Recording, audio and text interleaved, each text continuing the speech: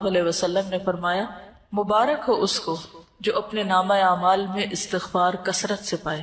توبہ کہتے ہیں نا، مبارک ہو، خوشخبری ہو اس شخص کے لیے جس کے صحیفہ یعنی نامہ اعمال میں کثرت سے استغفار موجود ہو۔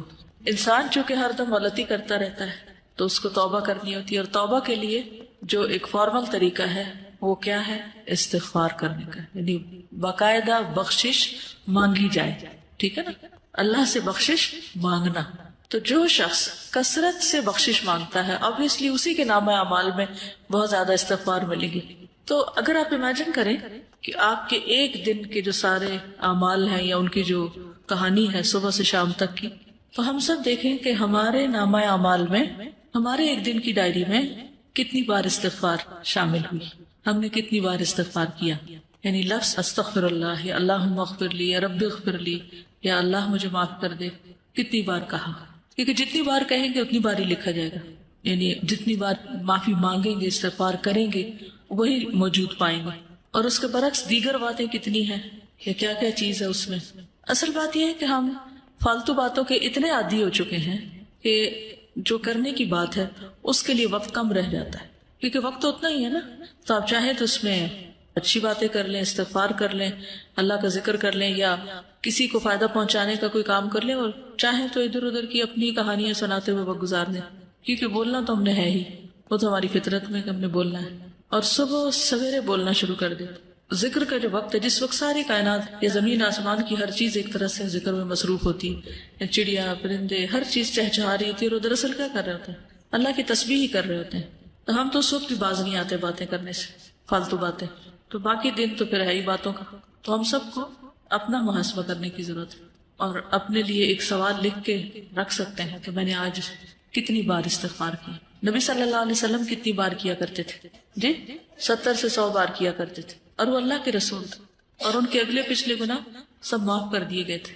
اور ہمارا طرز عمل کیا ہے؟ وجہ یہ ہے کہ ہمیں اپنی غلطیوں کا احساس ہی نہیں ہے، کہ جب احساس ہوتا ہے، ایک تڑپ آتی ہے، ایک پریشانی ہوتی ہے، تو پھر ہی انسان اس کے ازالے کی کوشش کرتا ہے نا۔ بس اگر کسی کے جسم میں کوئی بیماری ہو، جیسے کینسر ہوتا ہے، اور اس کو پتہ ہی نہ ہو کہ وہ بیمار ہے، تو کیا وہ علاج کرائے گا؟ نہیں کرے گا، حتیٰ کہ وہ مرض اس کے لیے کیا بن جاتا ہے؟ جان لیوا بن جاتا ہے، کیونکہ ہمیں غلطی کا اعتراف کر کے اس کی اصلاح کرنے کی بجائے کس چیز کی عادت ہے؟ اپنے آپ کو جسٹیفائی کرنے کی، کہ جو ہم سوچ رہے ہیں، جو ہم کر رہے ہیں وہ بالکل ٹھیک ہے۔ ہر چیز کی کوئی نہ کوئی تعویل کر لیتے ہیں، تو جب غلطیوں کی تعویل کرتے چلے جائیں گے تو پھر نتیجہ کیا نکلے گا؟ پھر توبہ کی توفیق نہیں ہوگی، توبہ کے لیے شعوری کوشش نہیں ہوگی، اور جب وہ کوشش نہیں ہوگی تو استغفار کہاں سے کریں گے، اور پھر وہ کریں گے نہیں تو نامہ اعمال میں کہاں سے آئے گا، اور اگر نہیں آتا تو پھر وہ مبارک کس کے لیے اور خوشخبری کس کے لیے؟ تو ہر چیز دوسرے کے ساتھ ریلیٹڈ ہے نا، ایک عمل دوسرے عمل کے ساتھ ایک چین ہوتی ہے پوری۔ تو جو بخشش مانگتا ہے اور ندامت کے آنسو گرتے ہیں اس کے، اور وہ کہتا ہے کہ اللہ تو مجھے معاف کر دے، تو اس کے لیے اللہ کا پھر وعدہ ہے کہ اللہ اسے معاف کرے گا۔ حدیث میں آتا ہے رسول اللہ صلی اللہ علیہ وسلم نے فرمایا، شیطان نے اپنے رب عز و جل سے کہا، مجھے تیری عزت اور جلال کی قسم، میں تیرے بندوں کو اس وقت تک گمراہ کرتا رہوں گا جب تک ان کے جسم میں روح رہے گی، یعنی جب تک مر نہیں جاتا بندہ، روح نکل نہیں جاتی، اس وقت تک ابلیس اپنا کام نہیں چھوڑتی، کہتا میں کرتا رہوں گا گمراہ۔ اور اللہ عز و جل نے فرمایا، مجھے اپنی عزت اور جلال کی قسم، جب تک وہ مجھ سے معافی مانگتے رہیں گے میں انہیں معاف کرتا رہوں گا۔ لیکن دیکھیے ہم تھوڑی سی ہمیں تکلیف ہو جاتی ہے، سر دردی ہو جاتا ہے، بخار ہو جاتا ہے، تو کیا اس میں ہماری ہمت توفیق باقی رہتی ہے کہ ہم پھر بھی استغفار کرتے رہیں یا دعا مانگیں یا کوئی ذکر کریں؟ عموماً کیا ہوتا ہے جب ایسی کیفیت ہوتی ہے تو ہم سب کچھ بھول جاتے ہیں، لوگوں سے بات کرنا، کچھ پڑھنا، کوئی کام کرنا، ہر چیز ایک بوجھ لگتا ہے، کچھ بھی نہیں کرنا چاہتے پھر ہم۔ بخاری کی روایت میں آتا ہے، اے عائشہ مجھے تمہارے بارے میں اس طرح کی خبریں ملی ہیں، اگر تم واقعی اس معاملے میں پاک و صاف ہو تو اللہ تمہاری پاکی بیان کر دے گا، لیکن اگر تم نے کسی گناہ کا ارادہ کیا تھا تو اللہ کی مغفرت چاہو، استغفار کرو، اس کے حضور توبہ کرو، کیونکہ بندہ جب اعتراف کر لیتا ہے اور پھر اللہ کی بارگاہ میں استغفار کرتا ہے تو اللہ اس کی توبہ قبول کر لیتا ہے۔ دیکھیے جب بھی کسی پر کوئی الزام لگتا ہے تو دو میں سے ایک صورتیں ہوتی ہیں، ایک یہ کہ وہ شخص مجرم نہیں ہوتا، اس نے جرم نہیں کیا ہوتا، اور دوسرا یہ کہ اس نے یا کیا ہوتا ہے یا اس کا ارادہ کیا ہوتا ہے، دو میں سے ایک ہی چیز ہے۔ تو اگر کوئی شخص اس پہ کوئی الزام لگا اور اس نے غلط کام کیا ہی نہیں تو اس کو بالکل اطمینان رکھنا چاہیے کہ میں اس معاملے میں بالکل سچا ہوں اور کسی کی باتوں پر مجھے اوفینڈ نہیں ہونا، مجھے بھڑکنا نہیں اور مجھے چیخنا چلانا نہیں اور بدتمیزی کا طوفان برپا نہیں کرنا۔ اللہ کو پتا ہے میں نے غلط کام نہیں کیا اور حمایت کے لیے اللہ کافی ہے۔ اور دوسرا یہ کہ انسان جب گلٹی کانشیس ہو، اس کو پتا ہو کہ اس نے نیت کی تھی، ارادہ کیا تھا اور کچھ نہ کچھ اس راہ پہ چل پڑا تھا یا پھر کر گزرا تھا، تو پھر اس صورت میں بھی صفائی دینے کی اور اپنے آپ کو سچا ثابت کرنے کے لیے جھوٹ بولنے کی ضرورت نہیں، اور اگر کوئی ایسا کرے گا تو اس کے لیے معافی کا کوئی دروازہ نہیں پھر، کیونکہ وہ ایک تو غلط کر چکا اور دوسرا اس پہ جھوٹ بول رہا ہے اور جھوٹ بول کر ایک اور گناہ کر رہا ہے اور پھر اس جھوٹ کو چھپانے کے لیے شاید ایک اور جھوٹ بولنا پڑے، اس طرح وہ گناہوں کی دلدل میں پھنستا چلا جائے گا۔ تو کبھی بھی کوئی ایسی بات ہو تو سب سے پہلے تو اپنے آپ کا حساب لے، محاسبہ کرے، یہ جو میں نے کیا ہے، یہ جو کہا ہے، اس میں اصل حقیقت کیا ہے، کیونکہ یہ اللہ جانتا تھا، یا بندے کو خود پتا ہوتا ہے کہ وہ کہاں کھڑا ہے۔ تو ان دونوں صورتوں میں کتنی بہترین نبی صلی اللہ علیہ وسلم نے راہ دکھائی ہے، اور اس میں انسان کے لیے اطمینان ہی اطمینان ہے۔ پھر یہ ہے کہ معافی کی امید بھی رکھنی چاہیے، کیونکہ شیطان انسان کے اندر بار بار یہ وسوسہ ڈالتا ہے کہ اللہ تمہیں نہیں معاف کرے گا۔ اس وسوسے سے بچنا چاہیے، کیونکہ اللہ کا وعدہ ہے وہ معاف کرے گا، تو وہ کیوں نہیں کرے گا؟ وہ ظالم نہیں ہے۔ رسول اللہ صلی اللہ علیہ وسلم نے فرمایا، اللہ تعالیٰ فرماتا ہے، اے ابن آدم، جب تک تو مجھے پکارے گا اور مجھ سے پر امید رہے گا، ہوپ فل رہے گا، میں تجھے بخشتا رہوں گا جو بھی گناہ ہوں گے، اور کوئی پرواہ نہ کروں گا کہ کون سے گناہ ہیں۔ اے ابن آدم، اگر تیرے گناہ آسمان کی بلندیوں تک پہنچ جائیں تو پھر تو مجھ سے بخشش طلب کرے تو میں پرواہ کیے بغیر تجھے بخش دوں گا، ولا ابالی، مجھے پرواہ ہی نہیں، کیونکہ ہمارا کوئی گناہ اللہ تعالیٰ کو نقصان نہیں دیتا۔ بندے عام طور پر جب بندوں کو معاف نہیں کرتے تو کیوں نہیں کرتے؟ کیونکہ بندے بندوں سے ہرٹ ہو جاتے ہیں، یا بندوں کو بندے نقصان پہنچا جاتے ہیں تو وہ معاف نہیں کر پاتے۔ ہمارا کوئی گناہ اللہ تعالیٰ کو اس طریقے پر ہرٹ نہیں کرتا اور نہ اس کو کوئی نقصان ہوتا ہے۔ وہ ایک حدیث قدسی میں آتا ہے نا کہ اگر سارے کے سارے اول و آخر جن و انس سب سے زیادہ فاسق و فاجر شخص کی طرح ہو جائے، اس کے دل کی طرح ہو جائے، تو یہ چیز اللہ کی بادشاہت میں کچھ بھی کمی نہیں کرتی۔ اللہ کو اس کی کوئی پرواہ نہیں، کوئی فکر نہیں، نقصان کچھ نہیں اس کا۔ بندوں کا تو نقصان ہو جاتا ہے نا، اللہ کا کوئی نقصان نہیں ہوتا، تو اس لیے اللہ تعالیٰ کو معاف کرنے میں مشکل بھی کوئی نہیں، ویسے بھی وہ عزیز و مقتدر ہے۔ اے ابن آدم، اگر تو زمین کے برابر گناہ لے کر میرے پاس آئے اور اس حال میں مجھ سے ملے کہ میرے ساتھ شرک نہ کیا ہو تو میں تجھے ان گناہوں کے بقدر بخشش عطا کروں گا۔ پوری زمین بھی ایک بندے کے گناہوں سے بھر جائے تو بھی اللہ تعالیٰ معاف کر دیتا ہے اگر بندہ سچے دل سے توبہ کرنے والا ہو۔ اس میں وہ مثال بھی آپ یاد رکھیے، 99 قتل کرنے والے کی، 99 بندوں کے قاتل کی، اللہ تعالیٰ نے اس کو بھی معاف کر دیا، حالانکہ ابھی وہ اس راہ پہ چلا ہی تھا۔ عربی کے الفاظ بڑے خوبصورت ہیں کہ جس کا مفہوم کچھ اس طرح بنتا ہے، اگر تو آسمان بھر گناہ لائے تو اسی مقدار سے میں تمہارے پاس بخشش لاؤں گا، اور زمین بھر اگر تو گناہ لائے زمین بھر بخشش سے تیری طرف آؤں گا۔ لیکن اصل چیز کیا ہے؟ اعتراف، جو سب سے مشکل کام ہے اپنی غلطی کا۔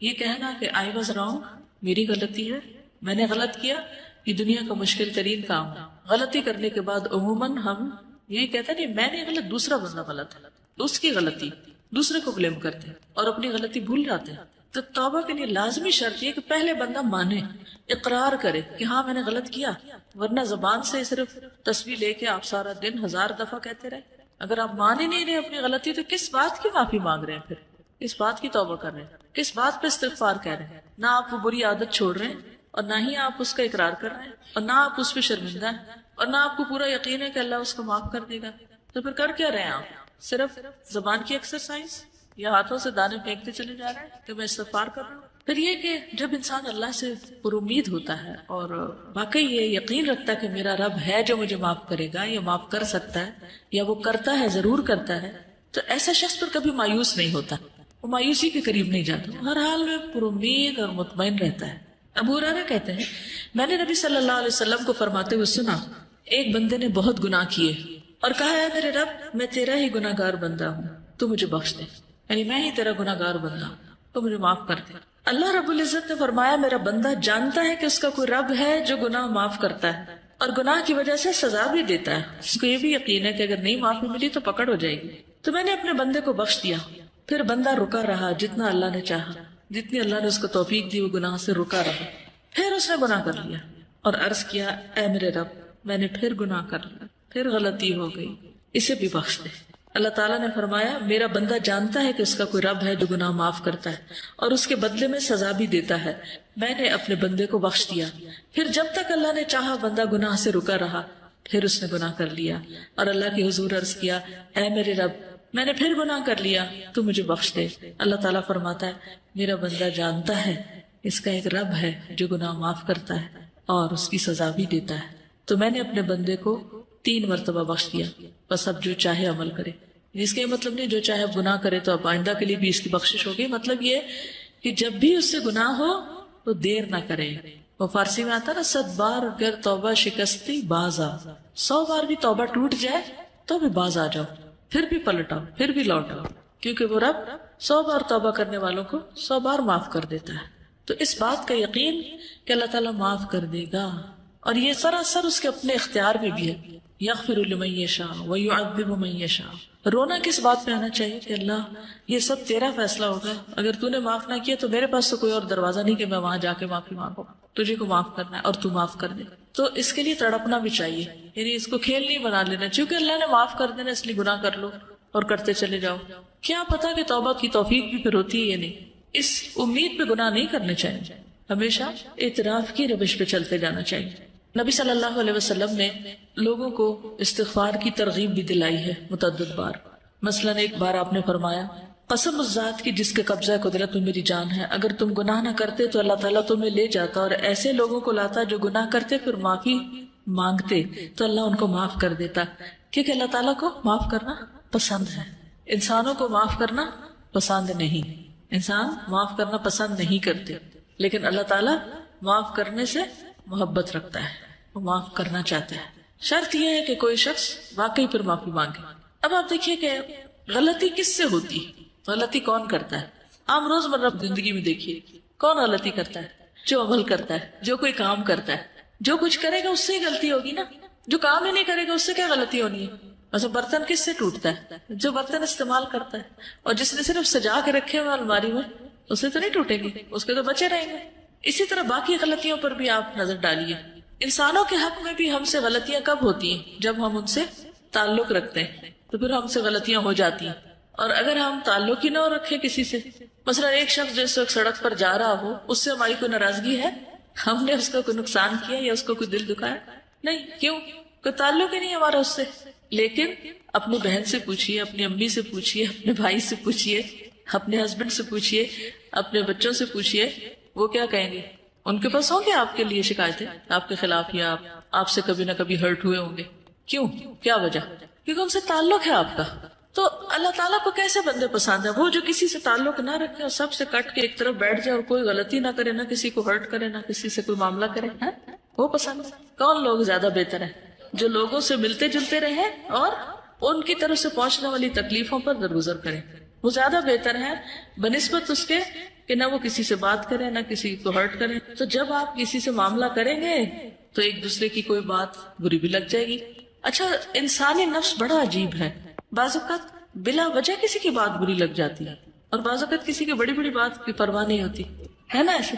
تو پھر تو ہم نے اپنے آپ کو بھی نہیں سمجھا، ہم خود بھی کسی ایک چیز پر نہیں، ہم تو اپنے لیے بھی معمہ ہیں تو دوسروں کے لیے تو ہے ہی ہے. تو اس لیے کبھی کوئی ہمارے بارے میں مس انڈرسٹینڈ کر جائے تو اس کو ایشو نہ بنائے، ٹھیک ہے؟ تو ایزی رہیں گے، ہین لین سہل قریب. تو ایزی رہنے میں آسانی یہ ہے کہ پھر انسان نہ دوسروں پہ بوجھ ہوتا ہے اور نہ دوسرے اس پہ بوجھ ہوتے ہیں. کسی کو ٹکر لگ جائے، کسی کی کچھ خرابی ہو جائے تو سوری کر لیں، بات ختم، اور چلتے چلے جائیں، آگے بڑھتے جائیں. کرنا اس کے علاوہ کوئی چارہ نہیں اور کوئی طریقہ نہیں کہ آپ زندگی میں پروگرس کر سکیں. آگے بڑھنے کے لیے معاف کرنا ہی پڑے گا، بھولنا ہی پڑے گا. دوسروں کی غلطیاں ایسی چیز نہیں ہوتی کہ جن کو آپ یاد رکھیں، ٹھیک ہے نا؟ یہ یاد رکھنے کی چیزیں نہیں ہیں، لیکن عموماً ہم یاد رکھنے والی چیزیں تو بھول جاتے ہیں، ان میں تو ہمارا حافظہ خراب ہے. اور جو یاد نہیں رکھنا چاہیے وہ ہم بھولتے نہیں، کیونکہ ہم بھولنے دیتے نہیں، ان کی گرہ باندھ کے رکھتے. تو اگر آپ کو بہت ہی شوق ہے کچھ یاد رکھنے کا تو کوئی اچھی چیزیں یاد رکھ لیں تو خود بھی خوش رہیں گے، دوسروں کو بھی خوش رکھیں گے. اسی لیے ہمیں کچھ ڈھنگ کی چیزیں یاد ہی نہیں رہتی کیونکہ ہمارا دماغ کس میں الجھا رہتا ہے. ویسے کتاب آپ کے آگے رکھی ہوئی ہے، صبح ٹیسٹ بھی ہے اور کو سبق یاد نہیں ہو رہا، کیا وجہ ہے؟ پوچھا کرے رک کر، کیا مسئلہ کیا ہے، کیوں ایسا ہو رہا میرے ساتھ؟ تو کوئی نہ کوئی الجھن ہوگی آپ کے دماغ میں جو اتنی آپ کو الجھائے ہوئے ہوگی کہ آپ کی نظریں بھی الفاظ پہ نہیں ٹک رہی ہوں گی. تو کرنا کیا چاہیے ایسے میں جب آپ کو کوئی چیز اتنا زیادہ ڈسٹرب کر دے؟ پھر ہوتے جانا چاہیے. کیا کریں گے؟ اس شخص کو جس نے 99 قتل کیے تھے اسے کیا سجیسٹ کیا تھا؟ جگہ تبدیل کر لو. جی نیک لوگوں کی بستی میں چلے جاؤ. تو ہم کیا کر سکتے ہیں؟ مثلا نہیں پڑھی جا رہی نا بات، تو آپ اس وقت بند کر دیں کتاب، اٹھ کے کچھ اور کرنے چلے جائیں. 5 منٹ لے لیں، 10 لے لیں، کچھ اور کام کر لیں. اتنا میں خوب دماغ خالی سوچ بھی لے گا اور جو کچھ اس میں آ رہا ہے اس الجھاؤ کا کوئی سلجھاؤ ہو بھی جائے گا، اور پھر واپس پلٹ آئے، پھر آ کے فریش کام شروع کر دیں. یہ اس وقت کوئی ایسا کام لے لیں کہ جس میں بہت زیادہ آپ کو ذہنی یکسوئی نہ چاہیے، تھوڑے سے اڑ جائے وہاں سے، اس جگہ کو چھوڑ دیں. غصے کا بھی علاج کیا ہے؟ جگہ چھوڑ دیں، پوزیشن بدل لیں بیسیکلی. تو ان چیزوں کا بھی علاج یہی ہے کہ آپ ہٹ جائیں وہاں سے. پھر اللہ سبحانہ و تعالیٰ قرآن پاک میں فرماتے ہیں افلا یتوبون الی اللہ ویستغفرونہ، کیا وہ اللہ سے توبہ نہیں کریں گے، استغفار نہیں کریں گے؟ واللہ غفور الرحیم، اور اللہ غفور الرحیم ہے. نبی صلی اللہ علیہ وسلم کو حکم دیا گیا واستغفر اللہ ان اللہ کان غفور الرحیم، اور اللہ سے بخشش طلب کیجیے، اللہ تعالیٰ یقیناً بہت بخشنے والا، رحم فرمانے والا ہے. سب لوگوں کو حکم دیا گیا توبوا الی اللہ جمیعا، اور وان استغفروا ربکم ثم توبوا الیہ. سورۃ ہود میں ہود علیہ السلام نے اپنی قوم کو کہا تھا کہ اپنے پروردگار سے معافی مانگو اور اس کے حضور توبہ کرو. پھر نوح علیہ السلام نے بھی کہا فقلت استغفروا ربکم انہ کان غفارا یرسل السماء علیکم مدرارا. ہود علیہ السلام نے کہا وَيَا قَوْمِ اسْتَغْفِرُوا رَبَّكُمْ ثُمَّ تُوبُوا إِلَيْهِ. شعیب علیہ السلام نے کہا وَاسْتَغْفِرُوا رَبَّكُمْ ثُمَّ تُوبُوا إِلَيْهِ. نبی صلی اللہ علیہ وسلم نے اپنی قوم کو استغفار سکھائی نہیں، اپنے لوگوں کو. نبی صلی اللہ علیہ وسلم کے پاس جب کوئی آ کے یہ کہتا ہے یا رسول اللہ صلی اللہ علیہ وسلم جب میں اپنے پروردگار سے دعا کروں تو کیا کہا کروں؟ تو آپ نے فرمایا کہو اللہم اغفر لی وارحمنی واہدنی وارزقنی، اے اللہ مجھے معاف کر دے، مجھ پر رحم فرما، مجھے ہدایت دے، مجھے رزق دے. اس کے بعد آپ نے انگوٹھے کو نکال کر باقی 4 انگلیوں کو بند کر کے فرمایا یہ 4 چیزیں دنیا اور آخرت دونوں کی جامع ہیں. یعنی جس کو یہ 4 چیزیں مل گئی اس کو دنیا آخرت سب کچھ مل گیا. 2 سجدوں کے بیچ میں ہم یہ دعا پڑھتے ہیں، ٹھیک ہے؟ تو تھوڑا شعوری طور پر پڑھنے کی کوشش کریں کیونکہ اس میں دنیا اور آخرت کی بھلائیاں ہیں اس دعا میں. اور ویسے بھی دعا کرتے وقت اگر انسان استغفار کرتا ہے تو ایک طرح سے پہلے اس کے گناہ دھل جاتے ہیں، پھر اس کے بعد اللہ کا قرب مانگتا ہے، اللہ کی محبت مانگتا ہے، باقی چیزیں مانگتا ہے. تو یہ ایسے ہی ہے کہ جیسے انسان پہلے نہائے دھوئے پھر خوشبو لگائے، ٹھیک ہے؟ نبی صلی اللہ علیہ وسلم اسلام قبول کرنے والے کو سب سے پہلے استغفار سکھاتے تھے. یہ صحیح مسلم کی روایت ہے. کان رسول اللہ صلی اللہ علیہ وسلم یعلم من اسلم یقول اللہم اغفر لی وارحمنی واہدنی وارزقنی. ٹھیک ہے، جب کوئی مسلمان ہوتا تو آپ اس کو یہ کلمات سکھاتے کہ یہ مانگو. پھر ایمان والوں کی صفت بھی یہی ہے وبالاسحار هم یستغفرون والمستغفرین بالاسحار، سورۃ آل عمران میں آتا ہے. خاص طور پر عورتوں کو استغفار کا حکم دیا گیا. حدیث یاد ہے کسی کو؟ اور کیوں دیا گیا؟ صحیح مسلم کی روایت ہے رسول اللہ صلی اللہ علیہ وسلم نے فرمایا اے عورتوں کے گروہ صدقہ کرتی رہا کرو اور کثرت سے استغفار کرتی رہا کرو. یعنی ہم خواتین کو اور بھی زیادہ استغفار کی ضرورت ہے کیونکہ میں نے دوزخ والوں میں زیادہ تر عورتوں کو دیکھا ہے. ان عورتوں میں سے ایک عقل مند عورت نے عرض کیا کہ ہمارے کثرت سے دوزخ میں جانے کی وجہ کیا ہے؟ ان سے سوال کیا.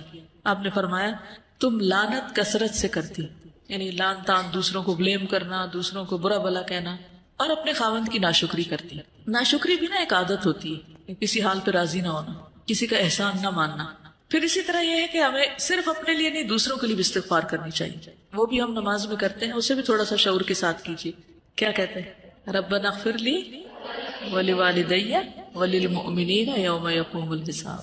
ٹھیک، خصوصاً جب کوئی فوت ہو جائے تو اس کی بخشش کی دعا کرنی چاہیے. نجاشی جب فوت ہو گیا تھا تو نبی صلی اللہ علیہ وسلم نے صحابہ سے کہا تھا کہ استغفروا لاخیکم، اپنے بھائی کے لیے استغفار کرو، یعنی اس کی مغفرت کی دعا کرو.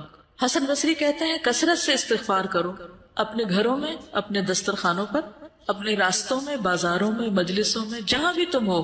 تمہیں نہیں معلوم کہ کہاں بخشش نازل ہو جائے، کہاں اللہ تعالیٰ بخش دے. کیونکہ حدیث ہے نا توبہ، یعنی خوشخبری کس کے لیے؟ لمن وجد فی صحیفتی استغفارا کثیرا، جس کے صحیفے میں، جس کے اعمال نامے میں کثرت سے استغفار ہو. تو پھر ہر موقع پہ، ہر مجلس میں، ہر جگہ انسان کرتا رہے، اور پھر برائی کرتے ہی ساتھ ہی کر لے. لیکن صرف برائی کرتے ہی نہیں، نیکی کے بعد بھی، نیکی کا کام کر کے بھی. کیوں؟ وہ کیوں؟ جیسے نماز کے بعد ہم سلام پھیرتے ہیں نا تو سب سے پہلے کیا کرتے ہیں؟ اللہ اکبر، استغفر اللہ. واہ، کیوں؟ آپ نماز کے اندر بھی غلطیاں ہوتی ہیں، نماز کا حق ہی ادا نہیں کرتے. اور شابش نیک کام کرتے ہوئے ہو سکتا نیت میں کوئی خرابی ہوگی، اور تکبر سے بھی بچتا ہے انسان کہ ہم اس کا حق ادا نہیں کر پائے، یا اللہ تو معاف کر دے، ہمیں جو کرنا چاہیے وہ ہم نے نہیں کیا. اس سے ایروگنس نہیں آئے گی کہ ہم نے بہت کچھ کر لیا، جو کرنا چاہیے تھا وہ کر نہیں پائے. ما عبدناک حق عبادتک، فرشتے کہیں گے نا. اور حقیقت بھی یہی ہے نا، ہم میں سے کون سیٹسفائیڈ اپنے کاموں سے کہ میں تو بہت اچھے کر رہا ہوں. یہ دھڑکا لگا رہتا ہے کہ کل جب کھلے گا اعمال نامہ تو پتہ نہیں کون سا کام کس کوالٹی کا نکلے گا اس میں سے. اول تو نیکیاں کرتے ہی کام ہے، جو کر لیتے ہیں ان کو خراب بہت زیادہ کر دیتے ہیں، مختلف چیزوں سے ان کو ستیہ ناش بھی کرتے ہیں یا ان کی شکل بگاڑ دیتے. تھوڑا سا کام کر لیتے ہیں تو بس چین نہیں پاتے جب تک لوگوں کو بتا نہ بیٹھے کہ یہ میں نے کیا تھا. یہ جیسے ابھی بات یہ تھی نا کہ اگر کوئی بات کر رہا ہو تو میں تو پہلے سے ہی کرتا ہوں، مجھے تو پہلے ہی پتا ہے، یہ تو میں پہلے سے جانتا ہی ہوں، یہ تو مجھے آتی ہے، یہ میں نے تو کیا تھا. عموماً کیا جملے ہوتے ہیں، ہاں